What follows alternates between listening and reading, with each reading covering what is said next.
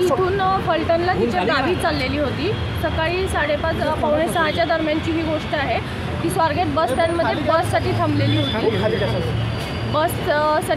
होती ती। तर त्यावेळेला आरोपी जो आहे तो तिथं गेलेला होता, तिच्याकडेनं फिरताना पण दिसतोय आणि तिच्या शेजारी बसलेला एक माणूस उठून गेलेला आहे। हे दोघांचं बोलणं चालल्यावरती आरोपी तिच्याशी बोललेला आहे, तिच्याशी गोड बोलून त्यानं ओळख करून घेतली तिच्याशी आणि तिला म्हटलं की फलटणची कुठं जाते ताई असं तिला विचारलं। तर ती म्हटली की मला फलटणला जायचं आहे। तर तो म्हटला की 7ची बस जी आहे ती इथं नाही लागत म्हणे, तिकडं लागलेली आहे म्हणे। तर ती म्हटली नाही बस इथंच लागते म्हणून मी इथं बसलेली आहे। तर तो म्हटला की नाही तिकडं लागलेली आहे, चल म्हणे मी तुला घेऊन जातो।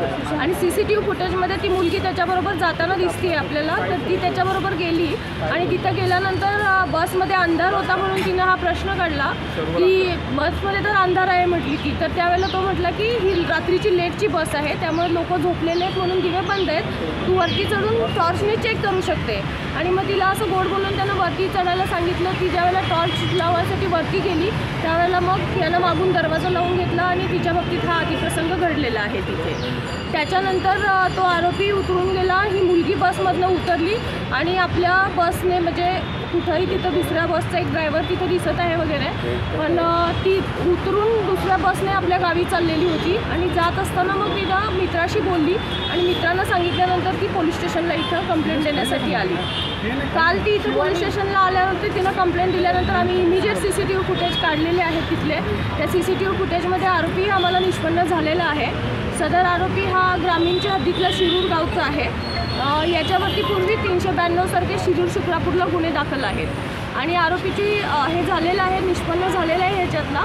या आरोपीला शोधायला कालपासून जवळपास आमच्या 8 टीम काम करत आहेत, क्राईमच्या टीम आहेत, ड्रोनच्या टीम आहेत आणि जवळपासच्या भागामध्ये सगळीकडे त्याचा शोध घेतला जातो आहे। डॉग स्क्वॉड पण रात्री लिहिलेला होता, तिथल्या शेतांमध्ये वगैरे कुठं लपून बसलं असेल तर त्या दृष्टीने आमचा सर्च सगळा कालपासूनच चालू आहे। पोलीस चेक करू शकत नाही बसमध्ये काय होतं आहे, ही बस आतमध्ये होती त्यामुळे सेक्युरिटीचा प्रश्न तिथल्याही येतो, डेपोमध्ये सेक्युरिटीचं काय आहे त्याच्याबद्दल। दुसरी गोष्ट असं आहे की ही गोष्ट झाल्यानंतर मुलगी बसमध्ये बसून निघून गेलेली आहे। तर तिनं थोडा जर आरडाओरडा तिथं केला असता तर इमिजिएट लोकांनी बऱ्यापैकी मदत केली असती। CCTV फुटेजमध्ये आपल्याला दिसतं आहे तो आरोपी खाली उतरतो आहे, त्याच्या 2 मिनिटात मुलगी लगेच खाली उतरते, पण असा कुठला प्रकार तिथं झालेला आढळून आलेला नाही। मुलीची तब्येत कशी आहे? मुलीची तब्येत एकदम व्यवस्थित आहे, ती काल व्यवस्थित बोलत होती, आम्ही स्वतः तिच्याशी बोललेले आहे आणि तिचं